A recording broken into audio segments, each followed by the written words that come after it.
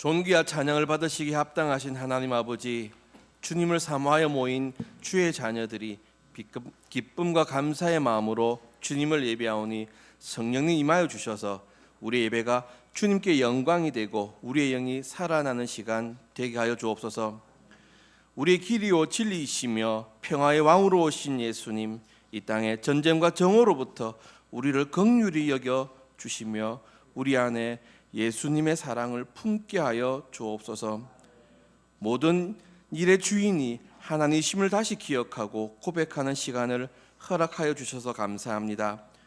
우리가 일의 주인이 되어 우리의 유익을 따라 열심을 내는 자리에서도 주님 함께 하시며 주의 영광을 위해 역사하여 주시니 감사합니다.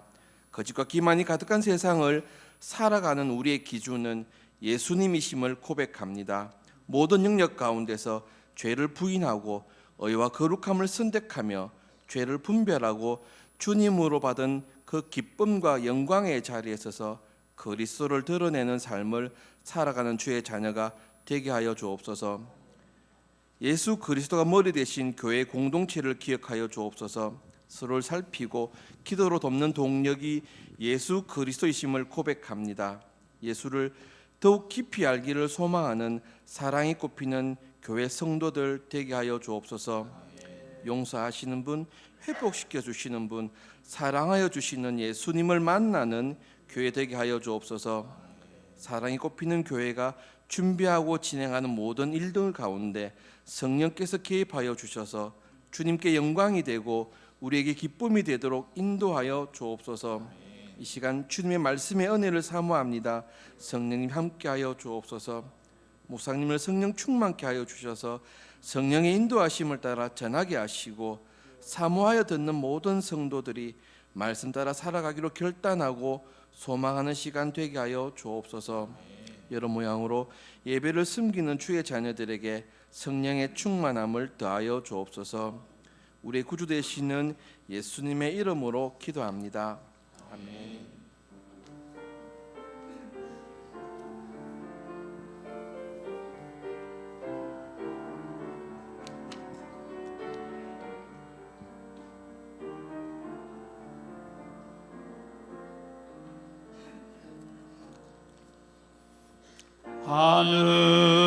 하늘에 계신 아버지, 이름 거룩하사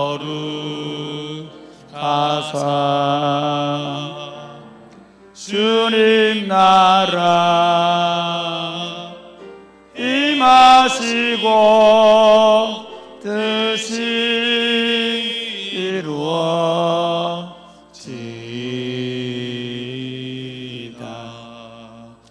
일용할 양식 주시고 우리들의 큰 죄 다 용서하옵시고 또 시험에 들게 마시고 악에서 구원하소서. 대개 주의 나라 주의 권세 주의 영광 영원히 아멘.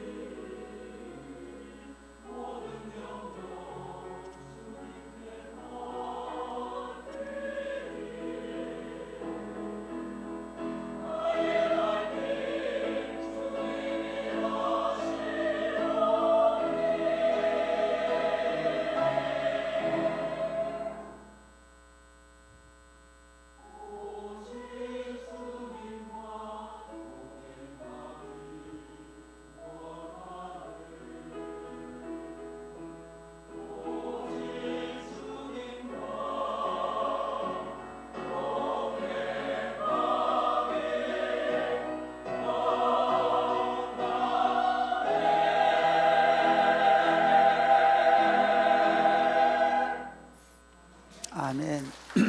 아멘. 감사합니다. 아멘. 오늘 아침 오면서부터 많이 불편하셨죠? 여러분 자리를 가능하면 뭐 어르신들은 앉아 있는 자리를 그대로 앉아 계시도록 하고, 젊은 분들이 일부러 앞으로 좀 더, 그러니까 뭐 한 자리 남겨놓고 이렇게 말고 바로바로 앉도록 한 이유가, 우리가 언젠가부터인가 그냥 예배를 그렇게 드리다 보니까 꽉 차버려서 뒤에 못 앉게 되는 일이 생겨서 그랬습니다. 미안하게 생각합니다. 그래서 예배 시간에 한 10분 정도 일찍 나오셔서 앞자리부터 앉는 좋은 예배 문화를 가지면 좋겠습니다. 아멘이십니까? 일주일에 딱 한 번 하나님 앞에 예배하러 간다.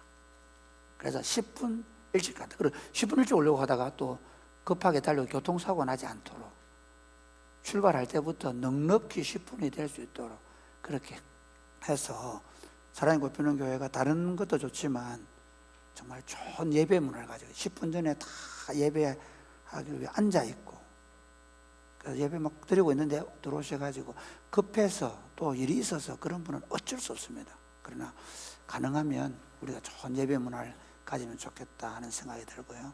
그리고 특별한 사정이 있어서 로비에 앉는 분들을 위해서 큰 텔레비전을 갖다 놨더니 로비에 그냥 지정석이 되는 일이 없도록 그렇게 하면 좋겠습니다. 기도하겠습니다. 하나님 아버지, 감사합니다. 우리로 하나님을 예배할 수 있도록 하나님을 섬길 수 있도록 불러주셔서 감사합니다. 이 시간 우리가 하나님과 동행하기를 원하는 마음으로 찬양을 올려드리고, 그리고 하나님으로부터 말씀을 받기를 원합니다. 말씀을 읽고 이 말씀을 풀어듣는 가운데 오늘 우리 공동체에 주시는 말씀을 발견하고, 우리 모든 공동체의 구성원들이 이 하나님의 말씀을 붙잡고 살아내게 하여 주셔서 그 열매가 가득 찬 교회가 되게 하여 주옵소서. 예수님 이름으로 기도드립니다. 아멘. 오늘 우리에게 준 하나님의 말씀은 사무엘상 7장입니다.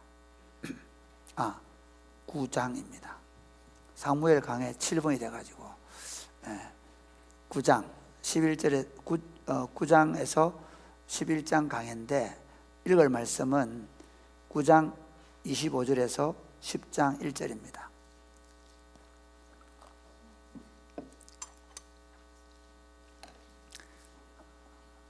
그들이 산당에서 내려 성읍에 들어가서는 사무엘이 사울과 함께 지붕에서 담화하고, 그들이 일찍이 일어날새 동틀 때쯤이라 사무엘이 지붕에서 사울을 불러 이르되 일어나라, 내가 너를 보내리라 하매 사울이 일어나고 그 두 사람 사울과 사무엘이 함께 밖으로 나가서 성읍 끝에 이름에 사무엘이 사울에게 이르되 사환이 우리를 앞서게 하라 아니라 사환이 앞서감으로 또 이르되 너는 이제 잠깐 서 있으라, 내가 하나님의 말씀을 네게 들려주리라 하더라. 이에 사무엘이 기름병을 가져다가 사울의 머리에 붓고 입맞추며 이르되 여호와께서 내게 기름을 부으사 그의 기업의 지도자로 삼지 아니하셨느냐. 아멘. 오늘 설교가 사자가 다 들어가가지고 사무엘인지 사울인지 혹시 헷갈릴 수 있으니까 알아서 들으시기 바랍니다. 오늘 한국교회에 정말 좋은 모습이 많죠. 한국교회만큼 이렇게 빠르게 성장하고 또 건강하게 성장한 전통적 신앙을 가진, 보수적 신앙을 가진 교회가 없을 만큼 한국교회가 참 좋은 교회인 것은 사실입니다. 그러나 한국교회가 병리적 현상으로 지금 적어도 10년 이후로 급속도로 쇠락한다고 할 만큼 급속히 쇠락하고 있습니다. 200만에서 300만 되는 40, 50대의 가난한 성도들, 거꾸로 안 나가입니다. 교회 안 나가는 성도들, 그리고 청년들과 청소년들은 심지어 이제는 죄송합니다. 성도들의 가정만 아니라 중직자, 목사, 장로 집 아이들까지도 교회를 싫어하고 안 나가는, 예수를 안 믿는 그런 일들이 우리 눈앞에 있습니다. 한국 교회가 제가 30년 뒤에 없어진 얘기니까 목사님들이 야, 너무 멀리 본다. 20년 뒤에 존재하는 교회가 얼마나 될까라고 생각할 만큼 교회는 이미 쇠락하고 있습니다. 왜 그럴까요? 이 신학교에 가르치는 교수님들이 한국 교회 문제, 가장 핵심적 문제 두 가지를 얘기합니다.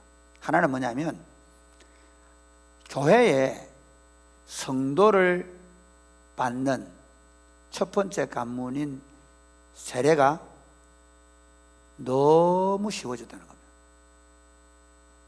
세례는 초대교회 때는요, 세례 안 받은 사람은 교회당 안에 분리돼 앉았습니다. 그 세례를 받으려고 하면 정말 예수를 자였고 믿고 고백한다는 증거를 간증을 통해 보여주고, 그걸 교회가 받아들여서, 우리가 하는 이 사도신경은 원래 그들이 정말 예수 믿는 사람인가를 질문하던 질문지거든요. 그들의 신앙 고백이 확실해야만 교회에 들어왔습니다. 예수를 믿는다는 것은 예수 그리스도와 함께 십자가에 우리가 못 박혀 죽고 더 이상 이제 내가 내 힘으로 살지 않고 예수님으로 사는 사람, 자기를 부인하고 자기 십자가를 지고 주님을 쫓아가는 사람이라는, 적어도 인식, 하루아침에 그렇게 되는 건 아니지만 그걸 믿는 사람, 나는 죽었다, 내 안에 예수가 산다 라는 확신을 가진 사람. 그래서 예수님이 사시기 때문에 내가 예수님과 함께 부활하고 예수님과 함께 하늘에 안치운 자다는 신앙을 가진 사람이라야 한다는 겁니다. 그렇게 교회에 들어와야 합니다. 근데 한국 교회는 그냥 시간 되면 세례 주고, 더 재미있는 건 서리 제도가 있어가지고 한 3년 되면 서리 집사 안 주면 교회에서 기분 나빠하고 이러니까 서리 집사를 줍니다. 직분 제도가. 사실 저는 우리 교회에 서리 집사를 없앨 생각입니다. 그 말은 장립 집사를 더 많이 세우고 싶습니다. 사실 집사는 장립 서리가 없습니다. 원래 집사는 집사입니다. 선교지가 되다 보니까 이거를 믿음은 좀 없고, 안수를 내가 집사를 세우자니 좀 어중간하고, 그래서 한국에 또 관사성 있잖아요. 그래서 한국에만 있는 아주 좀 독특한 신앙 형태가 서리 집사입니다. 그래 있다가 또 몇 년 돼서 장집사 뽑는데 안 뽑히면 또 신경질 냅니다. 그래서 또 뭐 교회가 아유 뭐 짜겠노 뭐 시키자 해서 장집사를 세웁니다. 그리고 어느 날 보면 예수를 안 믿는데, 죄송합니다, 장집사가 되고 장로가 될 수 있는 교회가 한국 교회입니다. 심각한 건 직분자 안 됐다고 신경질 내고 시험 들고 교회를 떠나는 이상한 교회가 한국 교회입니다. 한국 교회 목사들은요, 제일 힘들 때가 언제 아십니까? 연말에 연말 당회하고, 그리고 연말 공동회 할 때. 두 번째, 진짜 힘들 때 뭔지 3년에 한 번씩 또는 2년에 한 번씩 중직자 세울 때 이미 결심을 합니다. 교회를 깰 결심을 합니다. 이래도 어쩔 수 없이 해야 되는 게, 안 세우면 안 되니까 세워놓으면 세워진 사람, 안 세운 사람이 갈라져 버리는 거예요. 죄송하지만 이게 한국 교회 상황입니다. 여러분 어떻게 생각하십니까? 이런 교회가 과연 맞습니까? 이게 하나님의 교회입니까? 이것부터 우리는 생각해야 합니다. 여러분, 하나님은 우리에게 영광스러운 하나님 나라를 선물로 주신 줄 믿으시기를 바랍니다. 우리는 세상에 지금 국회의원들 보시면 국회의원 똑같죠. 국회의원들 뭡니까 그 자기 공천권 안 받으니까 엊그제까지는 막 그 죽으러 모시던 분을 어떻게 합니까? 막 비토하고 난리가 나고 탈당을 하고 하잖아요. 그것과 지금 우리가 무슨 다른 게 있습니까? 하나님 나라는 그렇지 않습니다. 하나님 나라는 이곳에서 하나님의 통치가 이루어지고 하나님의 온갖 은혜와 복이 넘치는 공동체입니다. 그게 하나님 나라입니다. 그 하나님 나라의 직분자가 된다는 것은 물론 제가 앞으로 말씀드리겠지만 공적인 과정을 거치긴 하지만 우리가 믿는 건 하나님이 그 교회를 위해서 뭐 하라고? 종이 되고 봉사하고 헌신하라고 세웠습니다. 그래 참 저는 그럴 관점에서 보면 한국교회가 대단합니다. 내 종 안 됐다고, 내가 헌신 못하게 됐다고 막 시험이 들고, 그럼 이렇게 하면 좋겠습니다. 혹시 여러분 그 직분 못 받더라도 그 마음으로 헌신하시기를 주님의 이름 축복합니다. 앞으로 대사 놔두고 앞으로 되실 분들 진짜, 그리고 되었으면 진짜 그렇게 된 것을 증명해 보여야 합니다. 오늘 본문은요, 이스라엘의 첫 번째 왕을 세우는 모습을 보여줍니다. 제가 참 감사하게도 지난 월요일 화요일 날 교육 세미나를 마치고 그 우리 신대원생들 졸업식 때문에 가는 길이 있었는데 거기 김성수 교수를 모시고 갔습니다. 그분이 사무엘상 주석을 썼거든요. 그래서 내가 이렇게 설교하려고 한다 그러니까 죄송합니다, 제가 인정을 받았습니다. 와, 목사님 대단합니다. 맞습니다. 그 책이 그 얘기합니다. 사무엘상 9장, 10장, 11장은 교회의 직분자를 어떻게 세울 것인가를 말하고 있습니다. 제가 이렇게 설교할 거라고 지난 화요일 말씀드렸거든요. 교회의 직분자의 세우는 자세, 그러니까 어떻게 직분자를 세워야 될 것인가에 대해서 말씀을 준비했다 하니까 이게 맞습니다. 그래서 제가 자신 있게 오늘 이 설교를 하니까 오늘 이 말씀을 통해서 교회의 직분자를 우리가 앞으로 어떻게 세울 거냐, 그리고 교회의 직분자들은 어떤 자세를 가질 거냐, 교회의 직분자를 세우는 교회는 어떤 자세를 가지고 직분자를 세울 거냐를 생각해 보기를 바랍니다. 구약에는 이스라엘 나라가 하나님의 왕국입니다. 그러니까 지금 목사님들 가운데 마치 대한민국을 이스라엘 나라처럼 말하는 사람들은 잘못된 겁니다. 대한민국은 기독교가 아닙니다. 대한민국은 불교인도 있고 천주교인도 있고 온갖 샤머니즘 다 있습니다. 대한민국의 대통령이나 국회의원이 예수를 믿으면 좋겠지만 그 사람들이 신앙적 결정을 우리가 하도록 강요할 수 없는 나라입니다.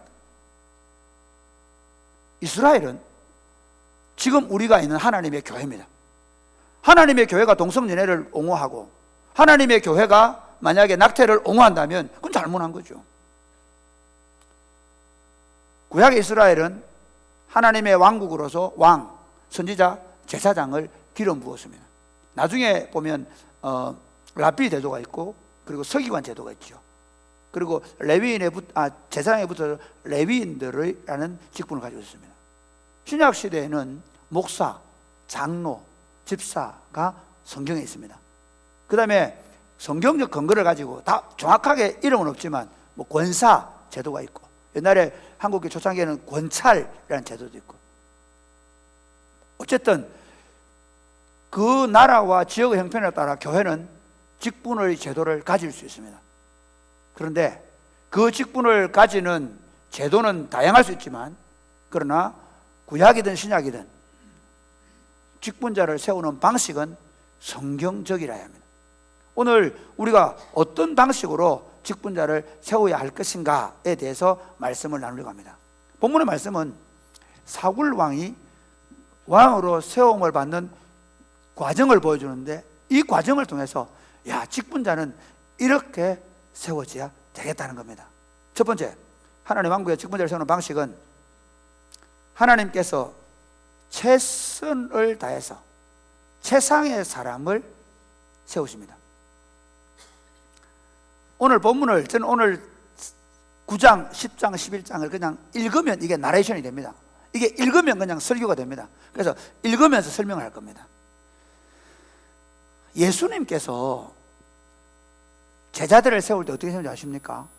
마가복음 6장에 보면요, 예수께서 기도하러 산에 가서 밤이 새도록 하나님께 기도하시고 날이 밝음에 제자들을 부르시고 그 중에서 사도로 세우십니다. 베드로, 요한, 야고보를 각각 따로 부르십니다. 그리고 사도라고 딱 세울 때는 이들이 정말, 그러니까 그 부름받은 사람들 중에서 이들이 정말 사도가 될 수 있는가, 누가 사도인가를 가리기 위해서 밤새도록 기도하고 예수님이 세우셨습니다. 왜 그랬을까요? 왜 그랬을까요? 예수님 혼자밖에 없었기 때문에. 아니, 하나님 왕국을 신약교회를 시작할 때 예수님 혼자밖에 없잖아요. 그리고 하나님이셨기 때문에 직접 오신 거죠. 그래서 한 겁니다. 그런 얘기 아시죠? 동산병원을 원래 캐톨릭에 세라 그랬는데, 캐톨릭에는 그 당시 성도들이 좀 있었대요. 그런데 그 당시 오신 베어드 선교사가 혼자였기 때문에 그 영 땅도 안 좋고 천주교에서 반대가 그 땅 못 샀답니다.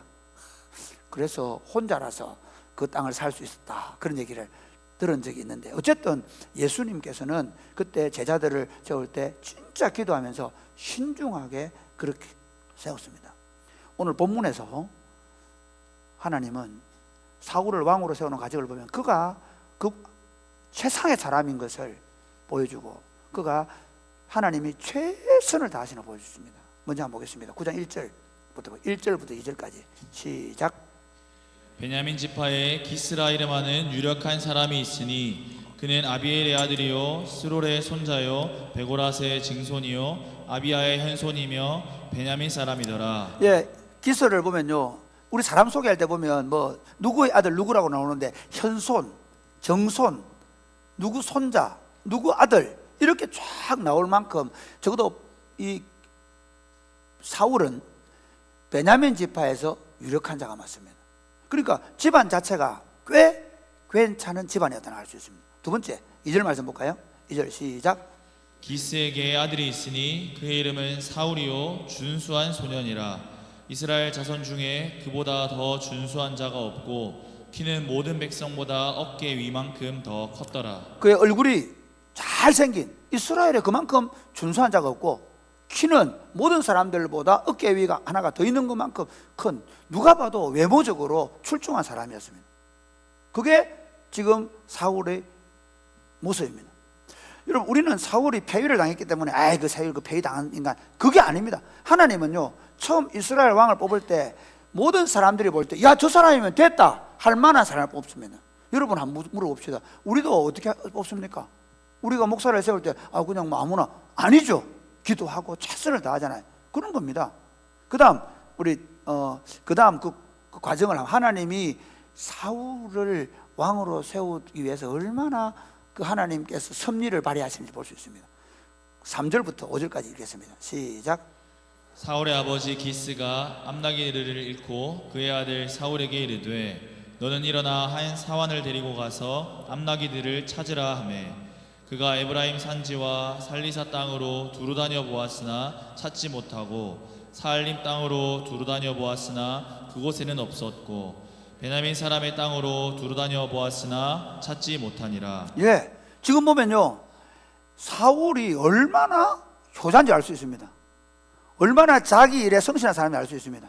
에브라임 산지를 뒤지고, 그리고 베냐민 산지를 다 뒤지고, 그리고 숲 땅을 그 하루 동안 최선을 다해서 아버지의 잃어버린 암나기 위해서 최선을 다하는 모습을 볼 수 있고, 그가 아버지에 대한 마음이 어떤지 알 수 있습니다. 누구를 볼 수 있습니까? 요셉 어떻게 합니까? 형님들 좀 보러 오라 그러니까 세겜 땅에 가서 없으니까 어디까지? 도단까지 가지 않습니까? 그런 자기 일에 성실한 한 사람을 볼 수가 있습니다. 그뿐만 아니라 5절 말씀 시작.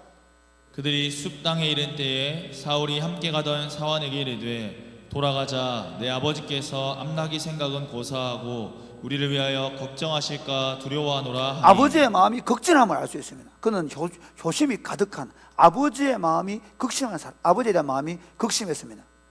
그 다음 우리 6절부터 한번 보겠습니다. 시작. 그가 대답하되 보소서 이 성읍에 하나님의 사람이 있는데 존경을 받는 사람이라. 그가 말한 것은 반드시 다 응하나니 그리로 가사이다. 그가 혹 우리가 갈 길을 가르쳐 줄까 하나이다 하는지라. 7절 말씀 제가 읽겠습니다. 사울이 그의 사원에게 이르되 우리가 가면 그 사람에게 무엇을 드리겠느냐? 우리 주머니에 먹을 것이 다하였으니 하나님의 사람에게 드릴 예물이 없도다. 무엇이 있느냐 하니. 사환이 사울에게 다시 대답하여 이르되 보소서 내 손에 은 한 세겔의 4분의 1이 있으니 하나님의 사람에게 드려 우리 길을 가르쳐 달라 하겠나이다 하더라. 여러분, 여기서 이 사람이 어떤 사람입니까? 자기 사환, 자기는 지금 아버지 걱정돼가 돌아가지 않는데 자기 사환이 지금 성견자를 한번 만나봅시다, 그에게 물어봅시다라고 할 때 그 사환의 얘기를 잘 받아들일 수 있는, 그러니까 이게 의사소통이 제대로 잘 되는 사람이, 요즘 교회에서 제일 중요한 3040 세대를 목회하는 목사들에게 제일 중요한 덕목이 뭔지 아십니까? 그들과 소통이 되느냐는 거예요. 지금 한국 교회의 제일 심각한 문제는 당회하고 다음 세대하고 소통이 안 되는 게 제일 큰 문제인데, 지금 사울은 정말 소통을 잘하고 있습니다. 그 다음 뭐라고 얘기하죠? 선견자를 만나러 가는데 하나님에 대한 예법을 알고 있습니다. 예물을 뭘로 가져가면 좋겠냐? 예물이 없는데 그럼 하나님을 향한, 하나님을 어떻게 섬겨야 되는지 예법을 압니다. 그렇게 한번 볼까요? 그처럼 사울 자체가, 이 사람 자체가 얼마나 최상의 사람인지를 보여주는데, 하나님은 이 사람을 어떻게 그러면 찾아내시는가, 찾아가시는가.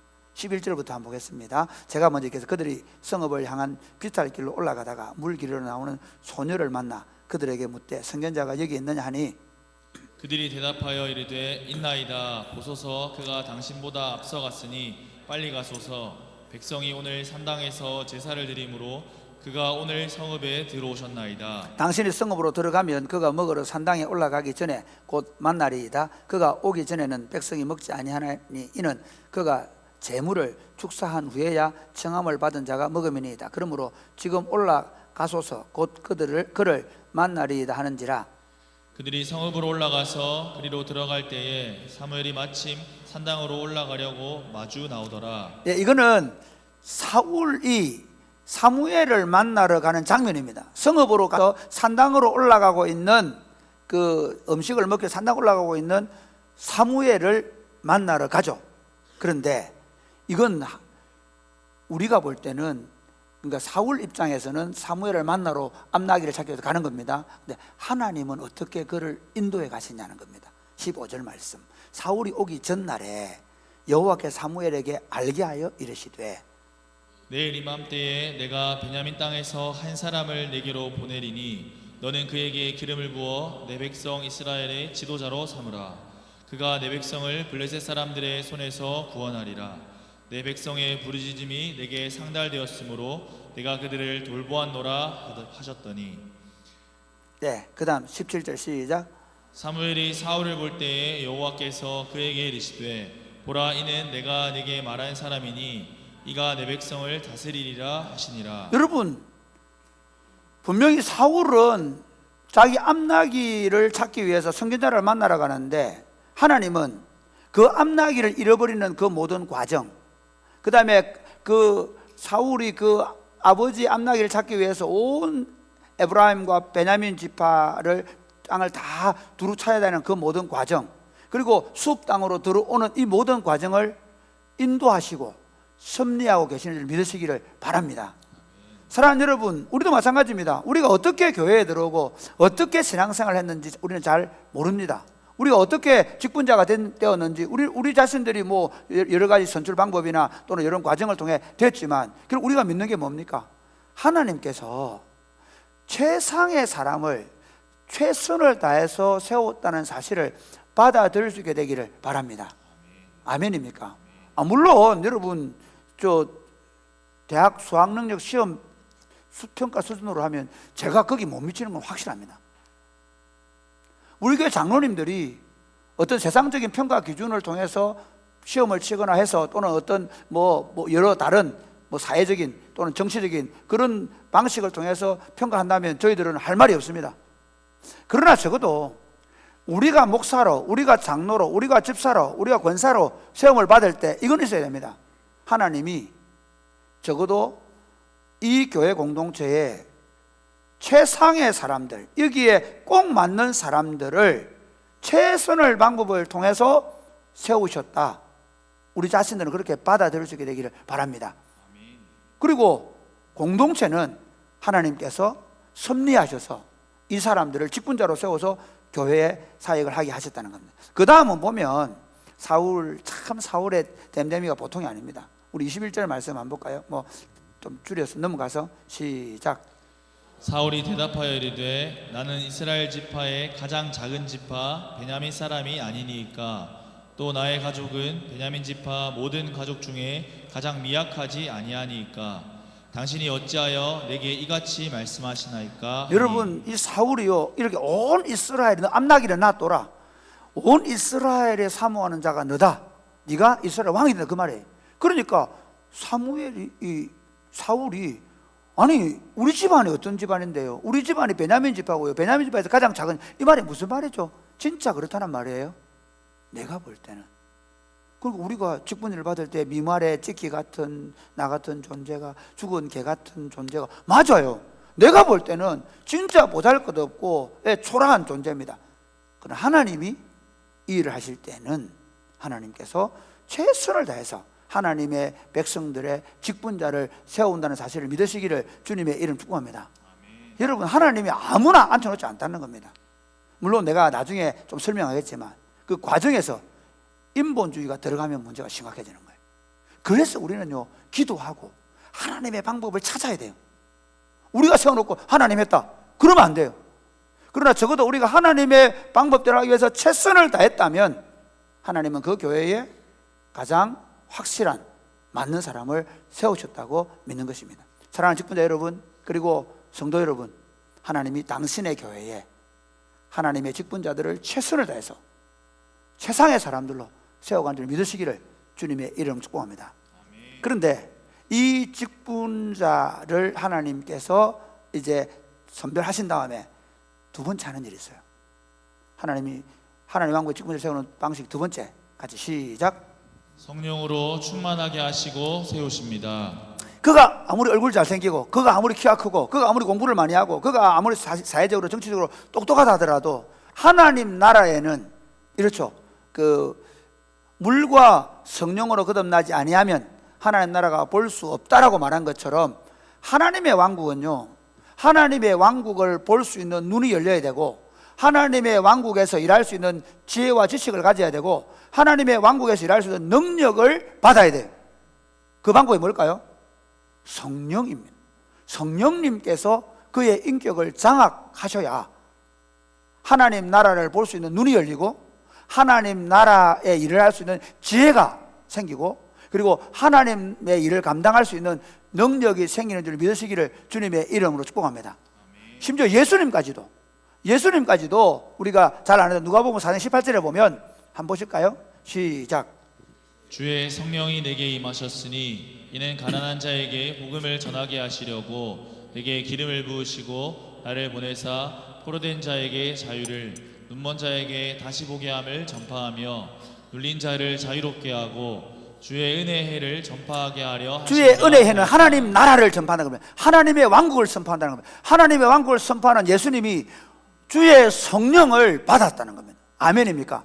예수님께서 하나님의 아들로 오셨지만 30년 동안 그는 한 인간으로 사셨습니다. 그리고 물로 세례를 받고 올라오실 때 성령으로 세례를 받으신 겁니다. 아멘입니까? 그리고 40일 동안 금식하며 기도하면서 더욱 강력한 성령의 능력과 임재를 경험하시고 그 사역을 감당하셨다는 사실을 믿으시기를 주님의 이름 축복합니다. 왜 그렇습니까? 예수님도 완전한 인간이셨기 때문입니다. 심지어 사도행전 10장 38절 이렇게 얘기합니다. 하나님이 나사렛 예수에게 성령과 능력을 기름 부듯 하셨다. 강력하게 기름 부으셨다는 겁니다. 다윗도 마찬가지입니다. 다윗도 왕으로 기름 부음을 받을 때 사무엘상 16장에 보면 사무엘이 기름 불병을 가져다가 그의 형제 중에서 그에게 그는 다윗입니다. 부었더니 이날 이후 다윗이 하나님의 영에 크게 감동되니라. 아멘입니까? 그러니까 하나님의 사람은요, 신약 성경 사도행전 6장에도 보면 집사를 뽑을 때 성령과 지혜가 충만한 사람, 이러면 사도행전 6장에 성령과 지혜가 충만한 사람, 다시 말하면 성령으로 충만하게 하셔서 당신의 교회의 일을 하게 하십니다. 오늘 본문에도 보겠습니다. 사무엘상 10장 5절 제가 읽겠습니다. 그 후에 네가 하나님의 산에 이르리니 그곳에는 블레셋 사람들의 영문이 있는지라. 그 블레셋 사람들이 거기 진을 치고 있는 거예요. 거기 성을 쌓고 있는 영문을, 그러니까 그 뭐라 그럴까요? 성도 아닌 어떤 그런, 요즘으로 말하면 병영을 만들어 놓고 있는 그런 곳이에요. 내가 거리로 가서 그 성읍으로 들어갈 때에 선지자의 무리가 산당에서부터 비파와 소고와 저와 수검을 앞세우고 예언하며 내려오는 것을 만날 것이요. 그 다음에 6절 말씀 시작. 내게는 여호와의 영이 크게 임하리니 너도 그들과 함께 예언을 하고 변하여 새 사람이 되리라. 하나님의 영이 선지자들을 만나는 순간 너에게 임할 것이다. 그러면 네가 하나님이 너와 함께하는 걸 알게 될 것이고 길갈로 내려가서 왕이 될 거다. 이렇게 얘기합니다. 그래서 실제로 한번 볼까요? 9절부터 보겠습니다. 9절 시작. 그가 사무엘에게서 떠나려고 몸을 돌이킬 때에 하나님이 새 마음을 주셨고 그날 그 징조도 다 응하니라. 하나님이 새 마음을 주셨고 그날 그 징조가 다 임하는데 10절 말씀 볼까요? 시작. 그들이 산에 이를 때에 선지자의 무리가 그를 영접하고 하나님의 영이 사울에게 크게 임함으로 그가 그들 중에서 예언을 하니. 사랑하는 여러분, 어떤 사람이 직분자가 됩니까? 성령으로 충만해야 됩니다. 아멘입니까? 그가 돈 많은 사람, 그가 좋은 대학을 나온 사람, 그가 세상적으로 알아주는 사람이 아니라 우리는 어떤 사람을 하나님의 사람을 세워야 되냐면요, 그가 성령으로 충만해졌는지를 봐야 돼요. 살펴봐야 합니다. 물론 당신은 성령 충만하십니까? 우리가 여기에 문제가 있긴 합니다. 뭐냐? 항상 성령으로 충만하지 않을 수도 있고요, 상대적으로 진짜 성령으로 충만한 AW 토저보다 못할 수 있습니다. 아니, 어떤 목사들보다 못할 수 있습니다. 그러나 적어도 우리가 성령의 사람은 되어 있어야 됩니다. 아멘입니까? 왜냐하면 이게 절대적인 가치로 성령 충만하다, 저 사람 성령 충만하다, 안 하다 말하기는 곤란하지만 적어도 우리가 하나님 앞에서 날마다 성령을 구하고 기도하고, 우리 옛날에 장로님들 세울 때 뭘 봤습니까? 새벽기도 하나 안 하나 봤죠? 새벽기도 하고 안 하고가 중요한 게 아니라 적어도 새벽기도 하는 걸 표면적으로 보는 이유가 뭐죠? 기도 안 하고 성령으로 충만해 줄 수 있나요? 있습니까? 그게 조금 잘못된 부분이 있습니다. 무슨 그럼 교회만 기도해야 되냐? 그건 아닐 수 있습니다. 그러면 그가 집에서 기도하는 증거가 나타나야 돼요. 성령으로 충만한 증거들은 그의 지혜와 그의 능력으로 나중에 보여주겠습니다. 나타나야 합니다. 그러나 분명한 게 있습니다. 사랑하는 여러분, 집안 때문에 직분자 꽂지 마십시오. 친소 관계 때문에 직분자를 세우면 안 됩니다. 교회에 오래 다녔기 때문에, 사실 사랑이 꼽히는 교회, 제가 우리 장로님들 세울 때 이런 걸 있습니다. 최근에 온 사람, 예를 들면 우리가 잘 모르는 사람, 그가 지금 열심히 한다고 해서 갑자기 직분자로 세우는 건 조심해야 됩니다. 종종 그런 경우 있거든요. 교회 와서 몇 년 열심히 했는데 안 되니까 다른 교회 가고, 그분은 어린 겁니다. 우리가 그런 것도 다 고려하고, 집안도 고려하고, 그가 신앙생활하는 경력도 고려하고, 그의 인품도 고려해야 되는 건 맞지만, 그러나 진짜 중요한 게 있습니다. 하나님의 성령의 사람인가? 아멘입니까? 정말 우리는 이거, 그래서 그 사람이 얼마나 예배당을 열심히 나오는가, 얼마나 그가 기도에 많이 참석하는가, 저는 그걸 꼭 봐야 된다고 생각하지 않습니다. 근데 적어도 뭘 봐야 되냐? 그가 성령의 사람인가? 성령으로 생각하고, 성령으로 말하고, 성령으로 행동하는 그분이 하는 일을 보면, 그분이 하는 말을 보면 성령의 열매는 뭡니까? 사랑, 희락, 화평, 오래 참음, 자비, 양선, 충성, 온유, 절제. 성령의 사람은 사랑의 사람, 화평의 사람. 그러니까 화평의 사람들이 안 뽑히니까 어떻게 되겠습니까? 직분자가 되면 싸우는 거. 얼마 전에 지난주에 어떤 분이 오셔가지고 제일 열심히 일하던 분이 교회를 엉망으로 만들어 나갔다는 거예요. 근데 그렇죠. 속으로 하나 안 합니다. 말씀 나누면 안 합니다. 당연하지. 일 잘하는 사람, 일만 잘하는 사람 아니요. 성령의 사람. 아멘이십니까? 사랑하는 여러분, 우리가 직분자를 세울 때 성령의 사람을 생각해요. 그래, 직분자가 된 우리는 어떻게 됩니까? 우리 장로는 어떻게 되겠습니까? 우리 웃자죠? 웃자죠? 어떻게 하죠? 기도하셔야죠. 저는 직분자들이 진짜 더 열심히 기도하고 성령의 사람이 되어서 성령의 지혜, 성령의 능력을 받아야 되는 사람. 왜냐하면 세 번째, 하나님의 왕국의 직분자를 세우는 방식, 세 번째, 모든 백성들로부터 인정과 동의를 받게 하십니다. 참 보면요,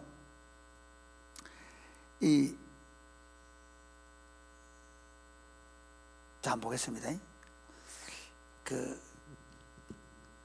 기름 부으심을 받고 성령을 받았습니다. 그리고 이제 사울이 이제 집으로 갑니다. 13절부터 보겠습니다. 10장 13절. 사울이 예언하기를 마치고 산당으로 가니라. 14절. 사울의 숙부가 사울과 그의 사환에게 이르되 너희가 어디로 갔더냐. 사울이 이르되 암나기를 찾다가 찾지 못함으로 사무엘에게 갔었나이다 하니. 사울의 숙부가 이르되 청하노니 사무엘이 너희에게 이런 말을 내게 말하라 하니라. 사울이 그의 숙부에게 말하되 그가 암나기들을 찾았다고 우리에게 분명히 말하더이다 하고 사무엘이 말하던 나라의 일은 말하지 아니하니라. 숙부가 딱 보니까 뭐가 달라졌겠어요? 얼굴이 달라진 거예요. 이미 기름 부음을 받고 성령으로 충만해서 온 사울을 보니까 이거 무슨 일이 있은 거야? 너 무슨 일이 있었니? 그러니까 사무엘 만났다고? 혹시 무슨 일이 있었니? 그때 자기가 기름 부음 받은 거, 왕의 나라의 일 말했다는 말은 내가 나라의 왕이 된다는 말은 안 하죠. 왜 안 할까요? 정명해 가는 과정이 있기 때문입니다. 그런 분들 계세요. 하나님께서 내보고 소명 주셨다. 목사들도요, 자기 소명 가지고 절대 생각하면 안 됩니다. 사랑이 꼽히는 게 제일 잘하는 게 뭐냐면 신학교 갈 때 선거하는 거, 우리 투표하는 겁니다. 이거 얘기하니까 저희 교회 직분자 뽑는 건 나중에 좀 얘기하겠는데 진짜 잘하는 겁니다. 전도사들 신학교 보내는 거 하고 신학교 교수들이 박수를 칩니다. 적어도 교인들이 볼 때 너 안 돼 하면 이번에 윤희준 전도사 갈 때 한 명 부표 나왔습니다. 아마 홍 집사나 김 권사가 아닐까. 사위 목사님 싫었 누군지 모르겠어. 아니면 윤희준한테 굉장히 앙심을 품고 있던 뭐 전도사들 중에 누가 했는지. 저는 왜 그런 마음을 하냐면 제가 신학교 가겠다 하면 딱 얘기합니다. 몇 개월 있든 또는 1년 있든 네가 너 자신을 증명해라. 공적 과정을 반드시 거쳐야 합니다. 그래서 내가 소명받았다. 그 심지어 어떤 장로님들 그런 분 계십니다. 어디 가가지고 기도원 가서 받고 내 장로 됐다 이러고서 아닙니다. 기도원 가서 장로 받은 장로 아닙니다. 우리 교회. 왜? 교회 장로는 우리 교회에 와 있는 협동 장로님들도 우리 교회에 훈련을 받고 우리 교회 안에서 모든 성도들로부터 리더십을 인정받아서 그래서 세울 겁니다. 그래야 됩니다. 그러니까 내가 하나님께 받았다 아니고 이제 공적 과정을 어떻게 거쳐가는지 한번 보십시다. 자, 한번 보겠습니다. 17절. 사무엘이 백성을 미스바로 불러 여호와 앞에 모으고, 미스바가 뭐 하던 곳이죠? 회개운동을 벌이고 하나님의 왕국을 새롭게 한 장소 아닙니까? 거기 다시 불러 모읍니다. 그 다음 18절 말씀 시작. 이스라엘 자손에게 이르되 이스라엘 하나님 여호와께서 이같이 말씀하시기를 내가 이스라엘을 애굽에서 인도하여 내고 너희를 애굽인의 손과 너희를 압제하는 모든 나라의 손에서 건져내었느니라 하셨거늘. 그 다음 19절 말씀. 너희는 너희를 모든 재난과 고통 중에서 친히 구원하여 내신 너희의 하나님을 오늘 버리고 이르기를 우리 위에 왕을 세우라 하는도다. 그런즉 이제 너희의 지파대로 1000명씩 여호와 앞에 이스라엘 백성 가운데 그 중에서 그 지파에서 어떻게 합니까? 1000명씩 가리게 만듭니다. 잘 보세요. 우리가 지금 임직자를 뽑는 것과 다르지 않습니다. 그 지파별로 선별된 사람, 그러니까 지파별로 선별된 사람들을 1000명씩 뽑아놓습니다. 유다 지파 1000명, 에브라임 지파 1000명, 이렇게 1000명씩을 다 세워놓습니다. 그래가지고 그 1000명 가운데 그 12지파 가운데 누가 뽑힙니까? 20절 말씀 시작. 사무엘이 이에 이스라엘 모든 지파를 가까이 오게 하였더니 베냐민 지파가 뽑히고 22절 말씀 21절 시작. 베냐민 지파를 그들의 가족별로 가까이 오게 하였더니 마드리의 가족이 뽑혔고 그 중에서 기스의 아들 사울이 뽑혔으나 그를 찾아도 찾지 못한지라. 22절 말씀. 그러므로 그들이 또 여호와께 묻되 그 사람이 여기 왔나이까? 여호와께서 대답하시되 그가 진보다리들 사이에 숨었느니라 하셨더라. 여러분 보세요. 사람들이 제비를 뽑습니다. 그렇죠. 그래서 자기 지파들 가운데 1000명씩 뽑히고요. 그 다음에 그 지파들을 다 모아놓고 베냐민이 뽑히고 마드리의 집안이 뽑히고 기스가 뽑히고 그 중에 사울이 뽑힙니다. 그렇죠. 그 과정 중에 사울이 숨어버립니다.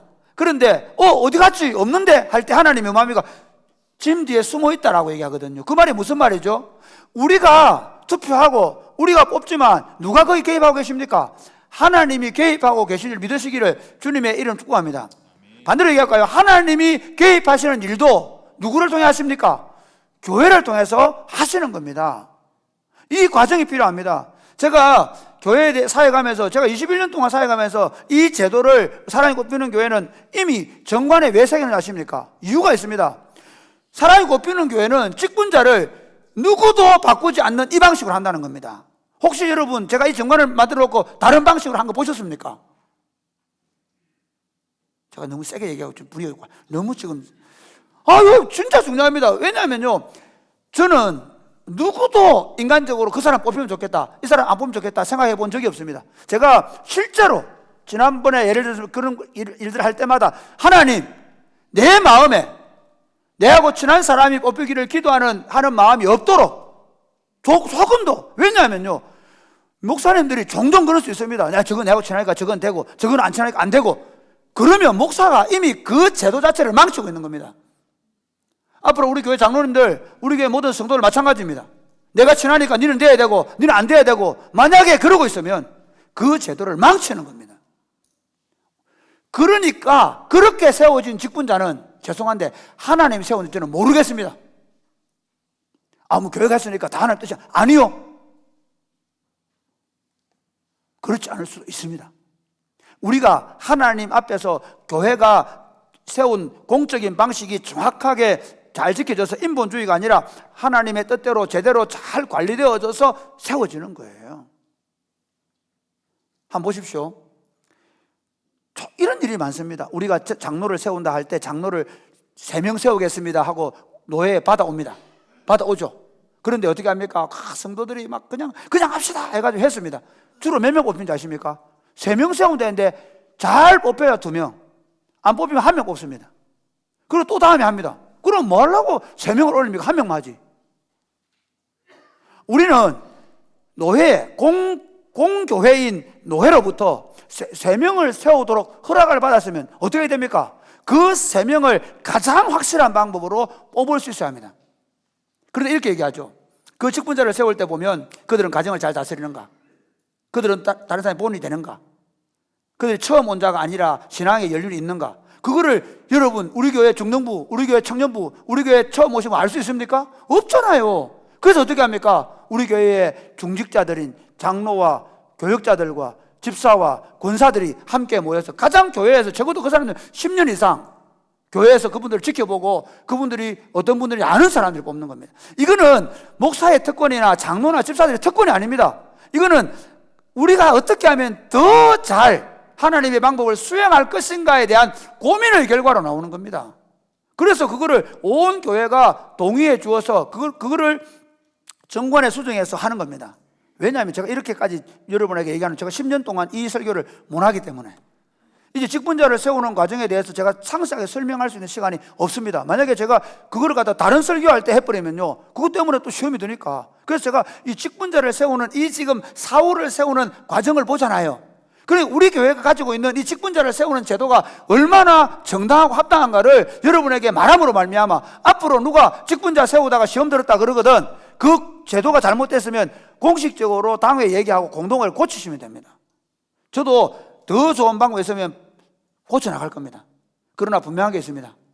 하나님으로부터도 기름 부음 받고 성령 충만 받아야 되지만 교회로부터 정당한 방식으로, 공정한 방식으로 인정을 받도록, 참 저는 너무 고맙게 생각하는 거예요. 사랑의 꽃피는 교회가 그렇게 중직자들이 투표하고, 그리고 당회가 인터뷰해서 우리 총회가 당회가 추천할 수 있기 때문에 중직자들의 추천을 받아서 당회가 추천한 사람들에 대해서 여러분 거의 99% 동의를 해주는 것에 대해서 너무 고맙게 생각합니다. 이게 공산당회가 그러는데 아니요. 우리가 적어도 하나님의 사람을 세울 때 그 방식이라 해야 합니다. 그 중에 불만이 생길 수 있죠. 오늘 본문에 한번 볼까요? 이렇게 사울의 세움을 받았는데, 자 26절부터 한번 보겠습니다. 25절, 26절, 27절 시작. 사무엘이 나라의 제도를 백성에게 말하고 책에 기록하여 여호와 앞에 두고 모든 백성을 각기 집으로 보내매 사울도 기브와 자기 집으로 갈 때에 마음이 하나님께 감동된 유력한 자들과 함께 갔느니라. 사무엘이 나라의 제도를 세우고 그 다음에 백성들을 자기 집으로 돌려 보냅니다. 이제 나중에 왕으로 임직을 하겠다 하는 뜻을 밝혔습니다. 그 다음 27절 말씀 시작. 어떤 불량배는 이르되 이 사람이 어떻게 우리를 구원하겠느냐 하고 멸시하며 예물을 바치지 아니하였으나 그는 잠잠하였더라. 예, 이렇게 세움을 받을 때 교회원들로부터 아유 저 사람 안 되겠다는 소리를 들을 수 있습니다. 예, 들을 수 있습니다. 괜찮습니다. 100% 지지라는 건 없습니다.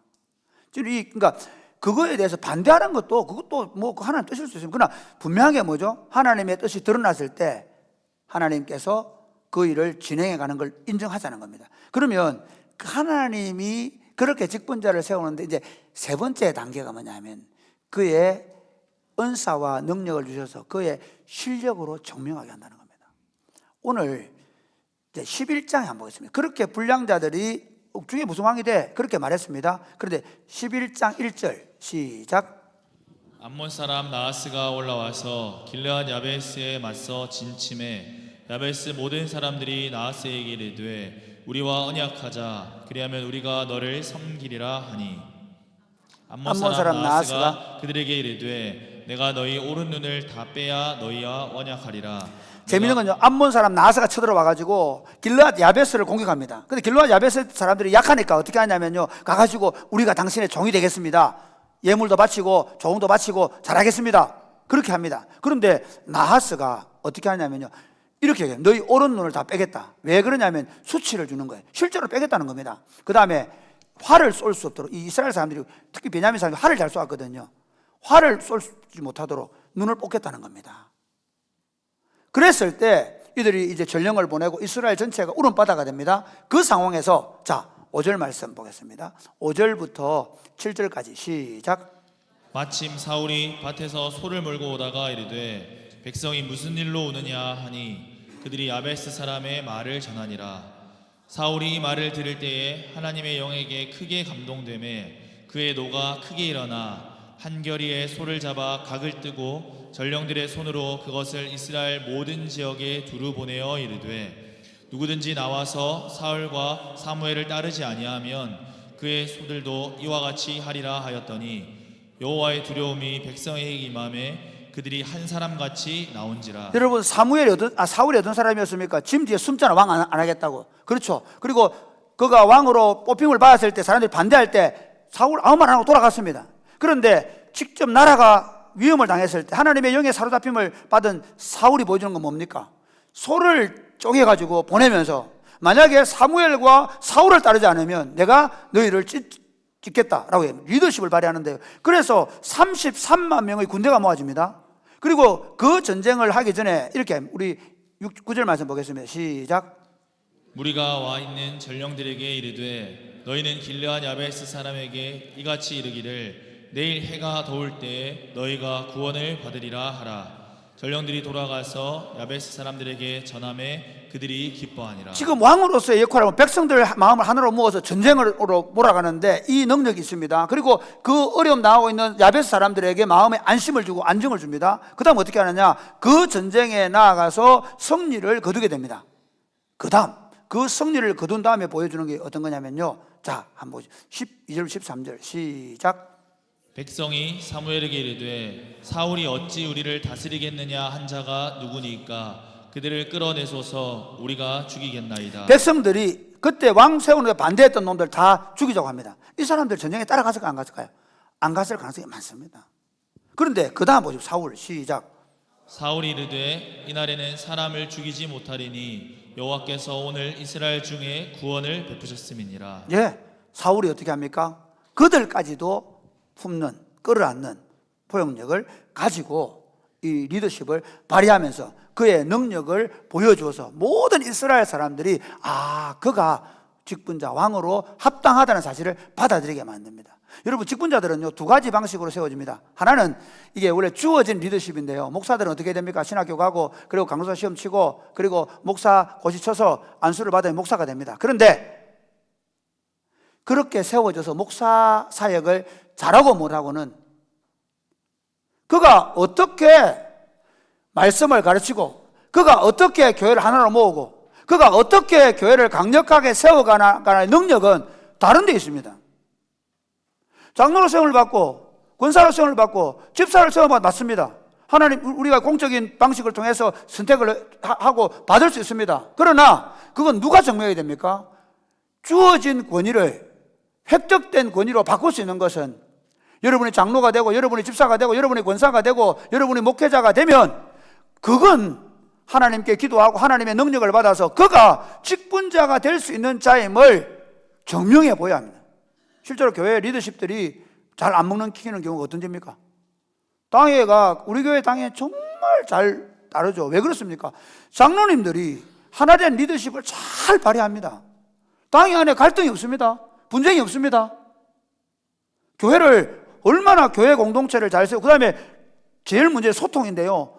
장로님들만큼 소통 잘하는 사람 어디 있습니까? 마찬가지. 그러니까 우리 직분자들이 해야 될 건 뭐냐면, 내게 그 직분 주셨는데 그 직분을 감당할 능력을 달라고 기도해야 합니다.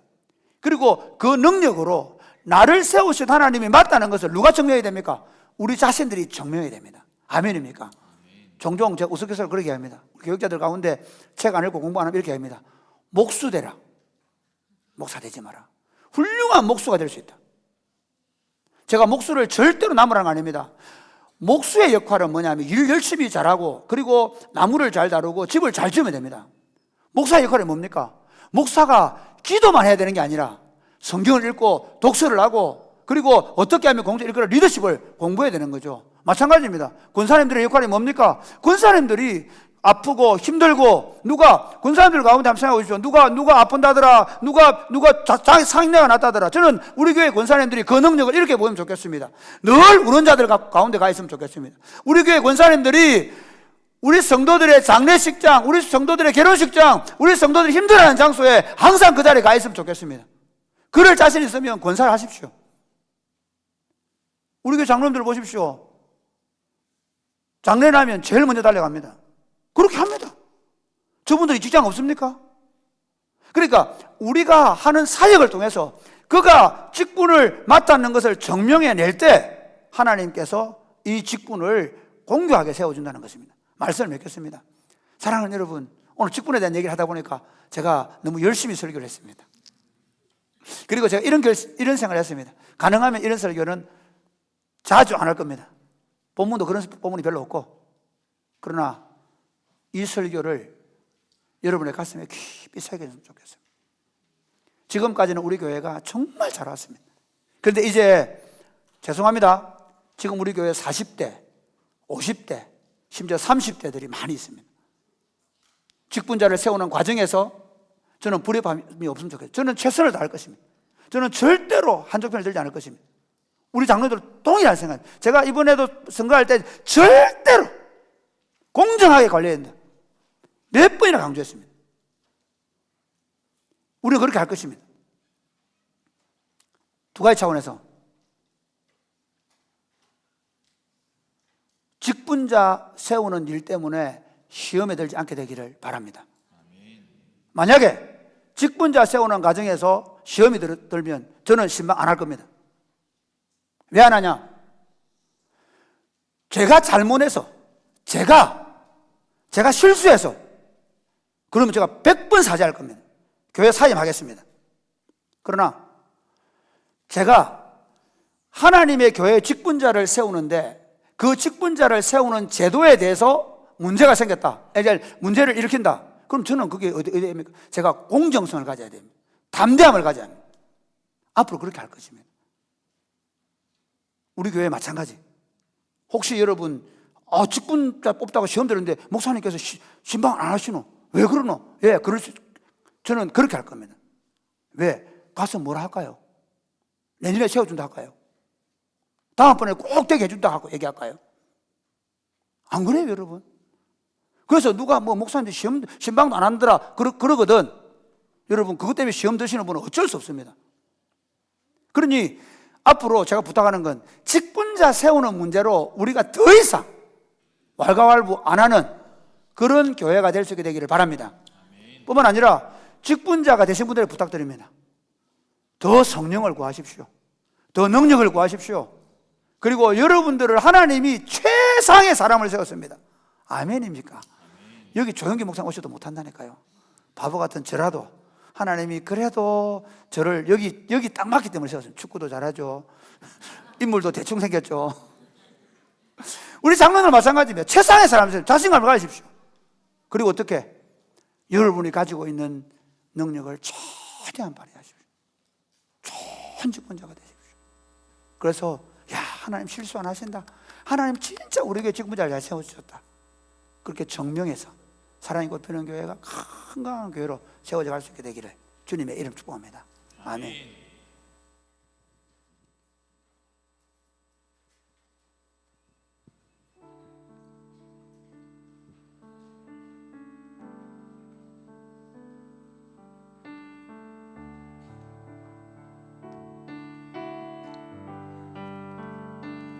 우리 다 같이 일어나 찬양하겠습니다.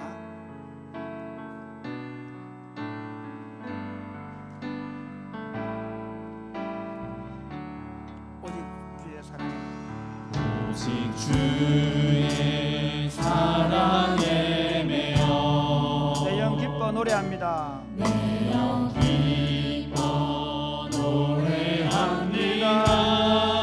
이 소망의 언덕, 이 소망의 언덕, 기쁨의 땅에서 기쁨의 땅에서 주께 사랑 드립니다. 오직 주의 임재 안에 갇혀 오직 주의 임재 안에 갇혀 내 영 기뻐 찬양합니다. 내 영 기뻐 찬양합니다. 이 소명의 언덕, 이 소명의 언덕 거룩한 땅에서 주께 경배드립니다. 주께서 주신 모든 은혜 주께서 주신 모든 은혜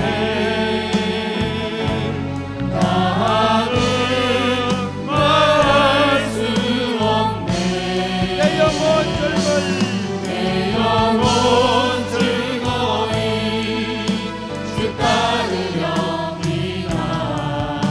주께 내 삶을 우리 한 번 더 찬양할까요? 주님 제가 주님의 사랑에 매여 오직 주의 사랑에 매여 내 영 기뻐 노래합니다. 내 영 기뻐 노래합니다. 이 소망의 언덕, 이 소망의 언덕 기쁨의 땅에서 기쁨의 땅에서 주께 사랑 드립니다.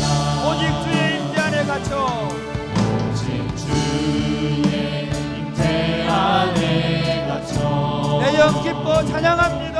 내 영 기뻐 찬양합니다. 이 소명의 언덕, 이 소명의 언덕 거룩한 땅에서 주께 경배드립니다. 주께서 주신 모든 은혜 주께서 주신 모든 은혜 나는 말할 수 없네.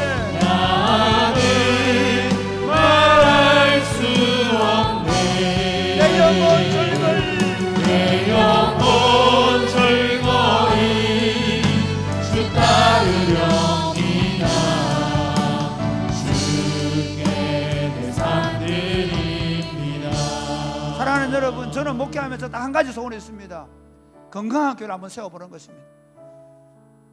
우리 아이들이 자신 있게 말할 수 있는, 정말 예수 믿는 것이 세상에서 가장 행복한, 내가 사랑이 꽃피는 교회에 교회된 것이 세상에 어떤 좋은 대학을 가고 세상에 어떤 좋은 직장을 갖는 것보다 더 행복한 그런 교회를 한번 해보는 것입니다. 사랑하는 여러분, 여러분은 어떻습니까? 여러분이 어떤 자리에 가야 되고 여러분이 그 일을 주관해야 하고 주장해야 된다고 생각하십니까? 아니면 우리 교회가 진짜 좋은 교회가 되는 것이 목표입니까? 이렇게 한번 기도하면 좋겠습니다. 하나님, 이 사랑이 꽃피는 교회가 예수 그리스도의 보배로운 피로 값을 주고 사셨는데 지금 한국 교회가 온 세상으로부터 손가락질을 당하고 마치 버려온 소금처럼 취급을 당하는데, 하나님, 이 시대 속에서 영광스러운 하나님의 교회로 세워져 가게 하여 주옵소서. 아멘. 그 일이 하나님, 내가 이 하나님의 집에 문지기로 있다 할지라도 하나님 그 직분에 대하여 성령으로 충만해서 최선을 다해 감당하게 하여 주옵소서. 다른 사람의 직분에 대해서 욕심내거나 다른 사람의 직분에 대해서 내가 갖다붙어 말하지 않게 하여 주옵소서. 하나님, 내 삶을 통해서 영광스러운 하나님의 교회를 세워서 우리 자손들에게 영광스러운 하나님의 교회를 물려주게 하여 주시고, 한국교회가 우리 사랑이 굽히는 교회 때문에 새로운 교회 운동이 일어나게 하여 주시옵소서. 기도하겠습니다. 주여, 주여, 아버지 감사합니다. 전능하신 아버지 하나님, 기도합니다. 우리를 통해서 영광스러운 하나님의 교회가 서갈 수 있도록 도와주옵소서. 우리를 통해서 하나님이 기뻐하실 아름다운 교회가 서갈 수 있도록 도와주옵소서. 하나님, 우리 때문에 우리 아이들이 자랑스러워하는 교회를 세워가게, 예수 믿는 것이 세상에서 가장 행복한 그런 교회를 세워가게 하여 주옵소서. 우리 할아버지가, 우리 할머니가, 우리 아버지가, 우리 어머니가 눈물로 저들의 생명과 저들의 재산과 저들의 삶을 드렸던 그 교회가 정말 이 땅에서 하나님의 나라로 존재하고 있는 것을 보여주는 교회가 될 수 있도록 주님 도와주옵소서. 하나님 아버지, 죄와 허물로 영원히 죽을 수밖에 없던 우리들, 하나님의 진노를 지고 영원한 멸망의 길을 갈 수밖에 없었던 우리를 예수 그리스도 안에서 구원해 주시고 하나님의 자녀가 되게 해주시고 하나님의 왕국에 들어와서 당신의 교회의 회원이 되게 하신 것을 감사합니다. 하나님, 특별히 하나님의 왕국을 아름답게 세우기 위해서 목사와 장로와 집사와 권사와 교사와 모든 교회의 직분들을 허락하시고 그 직분들을 맡을 자격이 없고 약하지만, 그러나 하나님, 당신께서 최상의 사람으로 최선의 방법으로 이 일을 행하셨음을 우리가 믿습니다. 하나님, 우리 모두에게 성령으로 충만케 하여 주옵소서. 우리 모두가 성령으로 충만하여 우리가 맡은 직분에 대하여 최선을 다해서 감당함으로 하나님의 영광스러운 교회를 세워가게 하여 주옵소서. 지나온 70년 동안 우리 믿음의 선배들이 복음에 대하여, 교회에 대하여, 성경에 대하여 잘 알지 못하지만, 그러나 자신의 시간과 자신의 물질과 자신의 모든 것을 들여 이 아름다운 교회를 우리 할머니 할아버지 세워왔고, 또 우리가 이 일을 감당하게 하심을 감사합니다. 우리 아이들에게 이 아름다운 교회를 물려줄 것입니다. 사랑하는 주님, 각성하게 하여 주옵소서. 사랑하는 주님, 우리 안에 그 마음을 품고 우리에게 주신 직분들을 잘 감당해서 영광스러운 하나님의 왕국을 여기 세워가게 하여 주옵소서. 예수님 이름으로 기도드립니다. 아멘.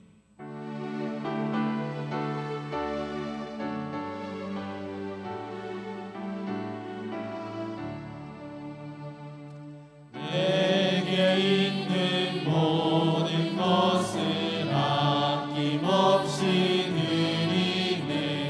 사랑하고 의지하며 주만 따라 살리라.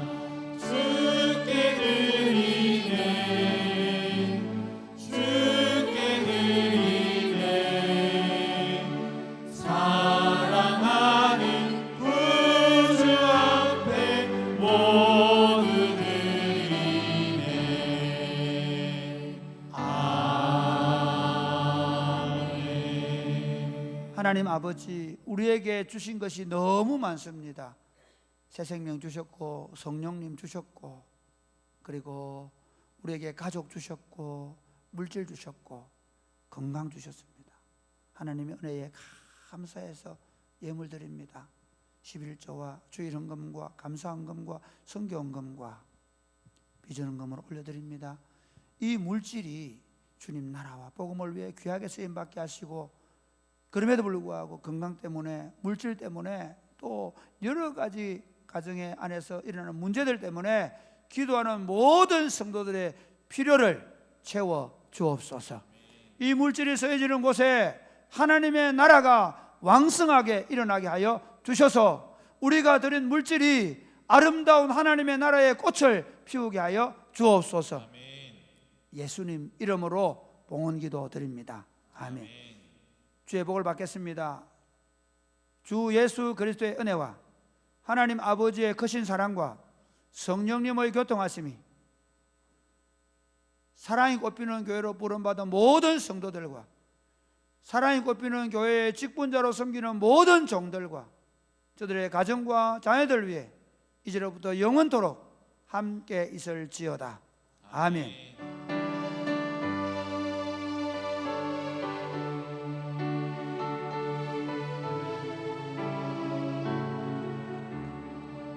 사랑하는 여러분, 감사합니다. 21년 동안 제가 사역하는데 제가 오늘 오병이어를 하게 됐습니다.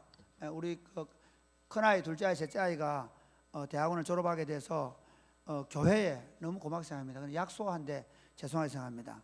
여러분들께서 저희들 자녀들 잘 돌봐주셔서 감사합니다. 이부 예배에 오신 우리 성도님들을 주의 이름으로 환영합니다. 광고의 말씀을 드리겠습니다. 사랑의 헌금에 대해서 광고를 드립니다. 사랑의 헌금은 청년들이 거주할 학사를 마련하거나 학생들이 사는 월세를 위해서 사랑의 헌금을 드립니다. 그래서 저희 교회가 한 16개의 학사가 있습니다. 거기에 이제 청년들이 1년 동안 이제 거주할 수 있도록 저희들이 사랑의 헌금을 드리고 있습니다. 저희가 3월 한 달간 사랑의 헌금을 드리도록 하겠습니다. 적은 금액이라도 좋으니 함께 참여해 주시면 감사하겠습니다.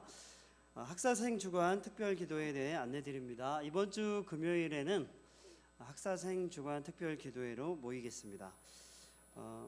진주 성광교회 담임이시고 부총회장이신 정태진 목사님 오셔서 말씀을 전해 주시겠습니다.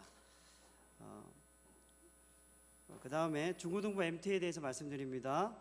3월 1일부터 2일까지 중고등부가 경주 읍천교회에서 MT를 합니다. 3월 1일 오전 11시에 교회에서 출발합니다. 여러분 자녀들을 많이 보내주시면 감사하겠습니다.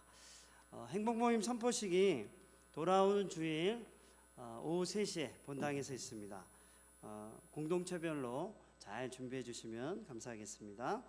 양육반은 3월 10일 오후 5시에, 제자대학 1학기는 3월 9일 토요일 오후 5시에 모입니다. 여러분들 목장별로 목자들께서 신청을 해주시면 감사하겠습니다. 학습 세례 문답 교육이 지난주부터 시작되고 있습니다. 여러분들 해당되시는 분들은 지난주에 혹시 빠지셨더라도 이번 주부터 같이 하실 수 있습니다. 12시 반부터 시작되니까 참여해 주시면 감사하겠습니다. 교우 소식을 알려드립니다. 오늘 담임 목사님 말씀하셨는데 오늘 오병이어는 자녀들 졸업 감사하다고 담임 목사님 가정에서 오병이어 하셨습니다. 우리 감사하다 박수하겠습니다. 이 시간 옆 사람과 함께 인사하겠습니다. 우리는 하나님 왕국의 직분자들입니다. 우리는 하나님 왕국의 직분자들입니다. 우리 축복할 때 어르신들은 먼저 일어나셔서 나가셔도 좋겠습니다. 축복하겠습니다.